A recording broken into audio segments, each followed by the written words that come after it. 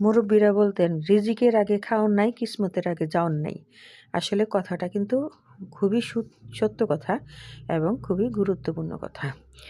আমি এই কচুটা যে আজকে রান্না করব, কচুটা কিন্তু আসলেই আমার জন্য আনা ছিল না।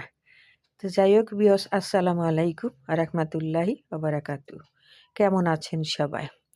এই তো আজকে আমি রান্না করব কচু দিয়ে ইলিশ মাছ। তো কচু দিয়ে ইলিশ মাছটা রান্না করার জন্য আমি কিন্তু কড়াইতে তেল গরম করে এর মধ্যে পেঁয়াজ, কাঁচামরিচ আর রসুন কুচি দিয়ে ভালো মতো ভেজে নিলাম। এর মধ্যে দিয়ে দিয়েছিলাম আমি রসুন বাটা। রসুন বাটা এর সাথে দিয়ে দিলাম স্বাদ অনুযায়ী লবণ, আর দিয়ে দিলাম আমি হলুদ এবং মরিচের গুঁড়া। তো এখন এইটাকে একটু ভালো মতো পানি দিয়ে কষাই নিব মশলাটাকে। মশলাটা কষানো হয়ে গেছে। এখন এর মধ্যে আমি দিয়ে দিলাম সেই সিদ্ধ করে রাখা কচুর ডগাগুলো। এই কচুর ডগাগুলো আমাকে বরিশাল থেকে একজন এনে দিয়েছে। যাই হোক, এখন এই কচুর ডগাগুলি কিন্তু আমার প্রায় হয়ে আসছে।